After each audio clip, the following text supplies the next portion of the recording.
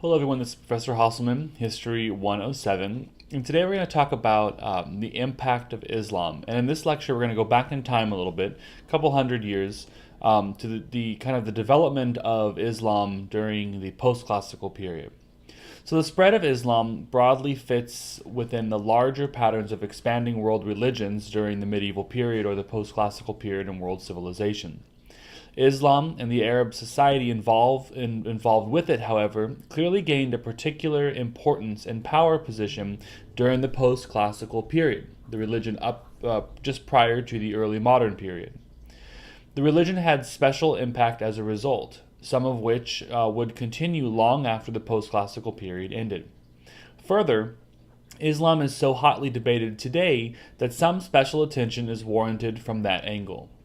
Unlike the other two world religions in this period, Christianity and Buddhism, Islam interacted with literally all the civilizations in Afro-Eurasia during the post-classical centuries. Its implications for trade, politics, and social relationships were similarly far-reaching. Now, Islamic society also experienced important changes in its Middle Eastern, North African heartland, adding to the complexities of its role in post-classical world history. Now, the rise of the Arabs and Islam was clearly one of the most important developments during the post-classical period. The surge of the Arabs from their original homeland in southern Arabia into much of the rest of the Middle East and across North Africa created a new civilization zone that remains influential to this very day. An Islamic religious zeal was established that ran from Morocco and Spain across the Middle East through India, on to Indonesia, and even to the southern Philippines. This zone also spread south into Africa. Even for those regions that did not directly convert to Islam, the power of the Arabs and their religion inevitably compelled attention. China, for example, encountered the Arabs and Islam in its western provinces. Russia, although not in this period Islamic, was also quite aware of the importance of Islam. Western Europe encountered Islam directly as the Islamic invasions poured into Spain and parts of Sicily. Now, in discussing Islam, we must address some of the complexities associated with it. In the contemporary world, Islam encounters biases because of the participation of some Muslims in terrorism. Further, Westerners have for a long time harbored prejudices against Islam that have led to outdated and exaggerated perceptions. Now, Islam covers vast territories and encompasses many variations beyond the Shiite-Sunni split. Now, we begin our discussion with the complicated relationship of the Arab military and commercial surge after 600 and its simultaneous Arab conversion to Islam.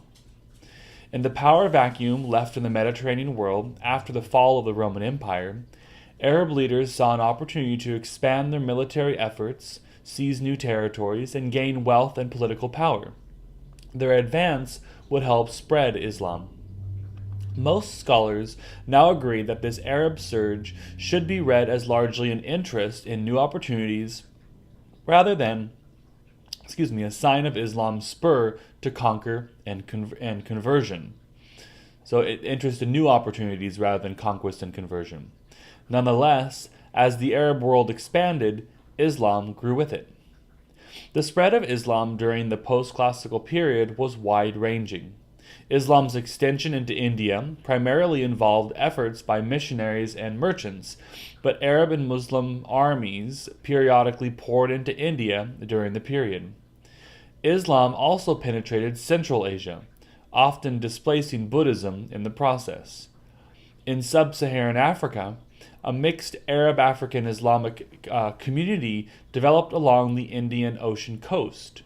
In the West African kingdoms, such as Ghana and Mali, Islam became a significant minority faith, mainly among the upper classes. Finally, of course, Islam gradually spread to Southeast Asia, both to the continent and to the islands of present-day Indonesia, where it would ultimately gain a substantial hold. Now, why was the Islamic religion so successful? Now, Islam developed clear codes of conduct that outlined the major obligations one could fulfill to gain religious reward in the afterlife. Islam also gained ground simply because of the example of Arab and Muslim commercial, political, and military successes. An interesting combination of tolerance and inducement may also have prompted some conversions in the post-classical period. Jews and Christians were, in principle, people of the book, but Jews and Christians were also subject to distinctive taxation policies. This framework offered some fiscal and political reasons to convert. Relatively few people were forced to convert to Islam, a framework of political activity in which non-Muslims experience inequalities, however, could be influential. Now, certain social groups might be motivated to convert to Islam. Merchants would find that Islam was the most tolerant of commercial activity, and poor people could see in Islam a statement of spiritual equality and an opportunity for access to charity. Now, complexities in the spread of Islam involved the famous split that occurred relatively soon after Muhammad's death between Shiites, who were attached to a son-in-law of Muhammad as caliph, and the majority Sunnis, who held a different selection procedure for caliph. This rift, based on other patterns of religious interpretation also, began early and continues to define the Muslim world. The emergence of Sufism created another kind of tension between an emotional version of Islam and a more rational approach. Muslims in the post-classical world, particularly Muslim cultural figures, faced some tensions between the injunctions of the faith and the rich artistic and intellectual heritage of the Middle East. In the Arab world, Muhammad's injunction against artistic representations of animal or human figures as potential sources of idolatry was largely upheld, but the Persian artistic tradition continued its earlier experience with human and animal representation. Islamic attitudes towards music were complicated. The Middle East developed a very vigorous musical tradition, although the religion advised against the use of music because of its potential as a distraction from purer spirituality. Much philosophical effort was devoted to the relationship between Islamic faith and rational science and philosophy. Building on Greek and Hellenistic traditions, the Arab world generated important scientific and medieval discoveries, but there was also the question of how much truth could be gained by reason alone. Now, the role of the state in Islam was crucial.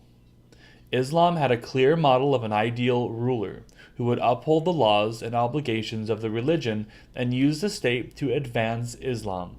Despite this belief, the Arab Caliphate, the rule that was established after Muhammad, was rarely inspired primarily by religion.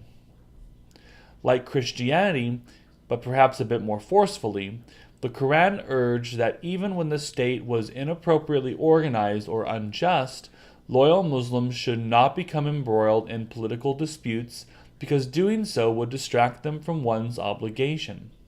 There was the possibility, however, that Muslims might periodically measure the state against the expectations of religious purpose and find it wanting. Now, one crucial difference between Islam and Christianity is that Christianity was born outside the state. Persecution of Christians in the Roman state was sporadic, but present for more than 3 centuries.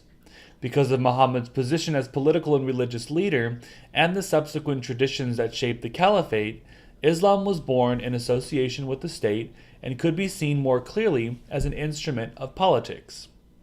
At the same time, Islam was also forced to develop a structure that would allow it to endure even amid state indifference and, at times, hostility. Centers of Islamic scholarship and law were organized, which sustained and provided coherence to the religion. Islam also had important social implications that specifically illustrate some of the major points about world religion and society, particularly with regard to slavery and issues of gender.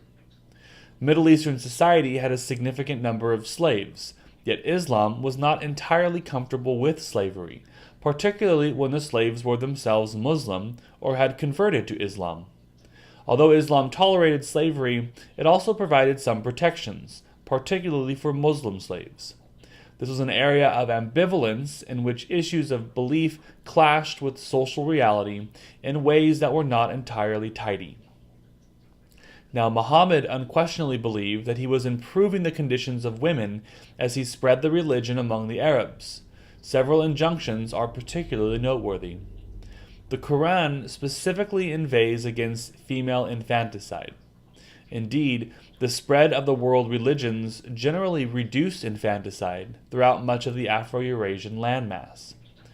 Women were given clear legal rights in Islam, including property rights, divorce rights, and access to worship and travel. Nonetheless, Islam did not provide equality for women.